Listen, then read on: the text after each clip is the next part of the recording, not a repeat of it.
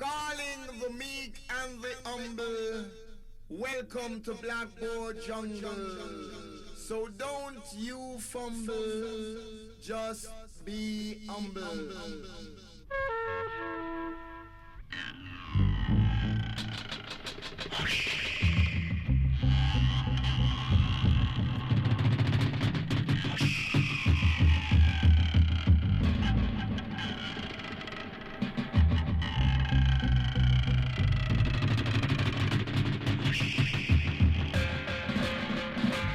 Last time, in our last lecture, we were screaming about the United States government many failings. I want to make clear something, and unfortunately, in the current context, I must tell you that many of you who came here to hear a course on philosophy and human values probably expected more philosophy and less on the human values side. Well, I hope some of you were here yesterday when I ran through a series of ethical theories. And I think I gave some arguments. That was my professionalizing work. In other words, that was the display of my rough credentials to do this. Now I'm on to a topic of which I consider, and so far, in a way, it's just groundwork for the other stuff, because all of the great ethical theories of the past, in a way, do contain utopian moments. In a way, being a Stoic, an Epicurean, being someone who pursues excellence are all interesting and historically recoverable, in a certain sense, projects. What I pointed out today is that the situation in which we find ourselves in modern life, in the present, means that there are other conditions that must be met to even pursue those projects. So I don't see the two sets of remarks as different as you might think. It's not as I did philosophy one day and politics the next, because such watertight distinctions are not viable between philosophy and politics. And again, before I return to Marx, let me try to indicate that the priority of politics is marked even in the Greeks, where the last thing that Aristotle wrote was a constitution, or Athens. He wrote that, last, after he had written the metaphysics, the physics, the logic, and all this. I have a feeling that he thought that constitution as important as anything he wrote. We certainly know about Plato writing the Republic, that remark about the best kind of state, and that debate in Plato is certainly as important as anything he wrote. So, in a way, even the classic philosophers, the ones that the people from the National Association of Scholars love, understand that politics, as it were, sets those boundary conditions and those necessary conditions within which human beings can pursue things like a good life for themselves. And so those are the conditions that I was discussing last time, and trying to discuss them in the context of the present. And for that, I found Marx helpful in one respect. I want to point out something about that, though. There is a severe problem with the writings and the work of Marx that's all too obvious to us today, and that's that the assumption that workers shaping and forming their own modes of work wouldn't fall victim to the power of the state, which would now step in place of a capitalist class, exploit their labor in the same way, not exactly in the same way, they'd use different words, because I think pretty much from the bottom, it's hard to tell the difference. But, they'd use a different ideology.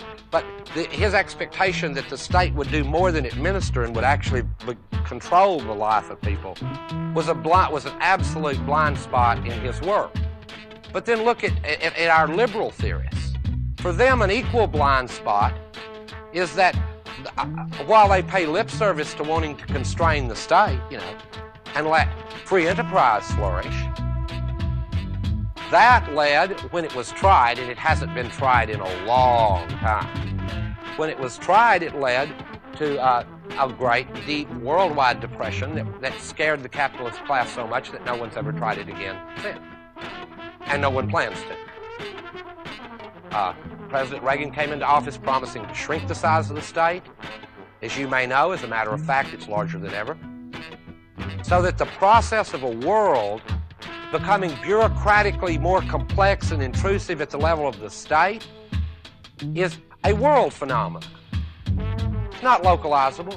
The process of an economy becoming ever more diverse, commodifying ever more sections of our lives, until we replaced the Sunday stroll, to use another example. I mean, I'm old enough to remember that. When I'd go with my granddad, we'd go for a stroll on Sunday. Well, that can't be done now without a relation to the commodity. Well, it could be, but rarely is. We're socialized to go for a stroll someplace else on Sunday now. The mall is open in the afternoon. Even in North Carolina, after church, they open it up. After church, you stroll through the mall so that you can both stroll and shop. So the strolling aspect is still important. I mean, I'm not saying that it's not kind of kinky to walk around and watch people buy things. The music. So I don't want you to think that Marx has a critique of capitalism only, and that's all I'm interested in. The critique of the state and the state bureaucracy is also important. And I've mentioned the name of Max Weber, but I didn't bring in any of his books. They're real thick, real boring, and I've suggested that a sense for what a modern bureaucracy is like can be evoked from reading the novels of Franz Kafka. Things like Before the Law and The Trial give you more of a sense of being caught in a modern bureaucracy. And all of you have that sense anyway. If you moved to a new city and tried to hook up a telephone and they say, go to room 238. You go to room 238 and they say, where'd you come from? Who'd you talk to? You go, I forgot. They go, oh no, you'll have to go back to room 104. You go to 104. 104 says, you've been to 232. Well, you can't come to room 104. Yeah, we all know this. And so for that, that's what modern bureaucracies look and feel like, So for that, go to Kafka. So what I was trying to develop last time was a criticism of the state and the economy, of a new arising global order that now I guess has become popular enough to deserve the moniker New Order. A new order. I'm always suspicious of new orders. So now I'm going to drop back a level and look at some of the other factors that go into it, into the formation of human values, other than, although I still think these are crucially important, other than the economic ones. And for that purpose, I just can't restrain myself from looking at a couple more of the critics of modernity, you might call critics of modern life, of the modern state, the modern economy, and of the conditions in which our modern culture is formed.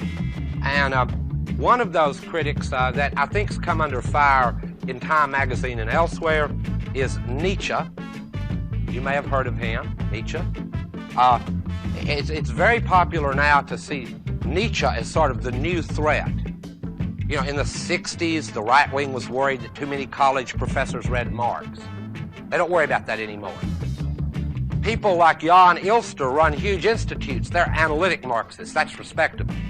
Now you're looked at sort of, it's a little funny, if your interest is in Nietzsche. And I'll try to explain first what's supposed to be so scandalous about Nietzsche.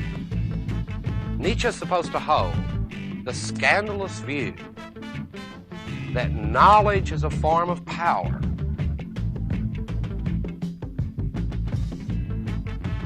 Now that's scandalous because knowledge is knowledge. It's objective. Like journalism. And it would be scandalous to show that wherever we find knowledge, we will find it structured and constructed around a system or systems of power. Won't find one without the other. Now, one can think of this along the simplest pedagogical models. By that I mean the classroom models. I ought to know this from teaching the university. I know how to pass along knowledge. To get someone to believe me in the last analysis, I give them an A, which I could replace with a happy face. They're used to that. That's from kindergarten. They're both just symbols, right, of achievement. They're not getting paid for this stuff, right? Just give them a little A, they smile. That same system starts in kindergarten, happy face, A, runs through there. F, no face, blank. Same thing would work in kindergarten. That form I use looks fair. I'm grading objectively, but the point is deeper. that what the knowledge is based on is my spot of power as the teacher. That's what it's based on. Now, you would go, oh no, it's based on what's really true. Yeah, but how does that get meted out and parsed out? Who decides that? Well, the blunt and ugly answer is we do. The teachers do. We decide. Now there are clear counterexamples to Nietzsche's argument. In mathematics, at its simplest levels, I will grant you that if we're doing a mathematics course, I can grade objectively. But I will also grant you that nothing of great importance to human values hangs on truths that everyone can accept. That 2 + 2 is 4, that A is A, are all acceptable, and they're acceptable precisely because nothing of very great human importance hangs on them. The moment you go a little beyond that in any direction, even in math class, when you discuss, for example, the philosophy of mathematics, then the disputes start, and then power at some point has to insert itself and decide. So an important part of Nietzsche's investigation is in the interconnection between forms of knowledge and power. Forms of, for purposes of our course, forms of ethical behavior and power are the subject of his most important book. Well, maybe not his most important, but certainly the one that's the most coherent, on the genealogy of morals by Nietzsche. And in this book, and I'm going to talk about it just briefly, Nietzsche talks about not what's right and wrong in the way we did in previous lectures, good or bad actions, but the word genealogy talks about what were the origins of the situations within which we make the value judgment. In other words, from where did this distinction come? Good, bad, right, wrong, and so on. Now, Nietzsche's argument is rather abrasive. It's certainly provocative, and the genealogy of morals traces the moral form of discourse, good, bad, right, wrong, back to originally, and again, this is these 19th century Germans again, back to the Greeks. Now, here Nietzsche talks about the Greeks as having, and the word he uses is very important, and this will move us finally back to our account of the present. Nietzsche talks about the translation of virtue. What was virtue for the Greeks? Nietzsche was a philologist who could never get a normal job as a professor because he was a little nuts, okay? And anyway, that wouldn't have stopped him now, but it stopped him then. For the Greeks, virtue, when I said the word, I could see all of you go, oh, virtue. Yeah, it wasn't like that for the Greeks. I've already given you the Greek ideal of Odysseus, where virtue included the ability to be a clever liar. In other words, knowing when and who to con was important. That's not part of the Victorian idea of virtue, but it's part of the Greek ideal of it. And so virtue for them meant this excellence in being well-rounded. It meant to be excellent at revenge, so that unlike the Christian ideal of virtue, if someone strikes you, you strike them back, and the reason you do that is because if you don't, it will offend them worse. It will hurt their honor and yours. Much more virtuous to hit them back, and then both your honors are intact. It will only humiliate them to turn your face as though they were unworthy scum. Now hit them back. So Nietzsche discusses this use of virtue, and the Greek evaluation he calls noble. Now, noble for Nietzsche is not itself a term of value, but a kind of descriptive term of the way the Greeks evaluated. And he himself is not doing ethics the way I was doing it the other day. This is not. He's giving, as it were, a genealogy, a history of the way in which we've come to use these words. For Nietzsche, the key movement in the way the words good, bad, right, and wrong occur around the word virtue, and occur with the Christian transformation of virtue from something active based on excellence into something filled with what Nietzsche calls resentment. And I guess there's a simple way to make the argument, and I'm trying to keep my remarks here at a level where they are debatable. What he means is something like this.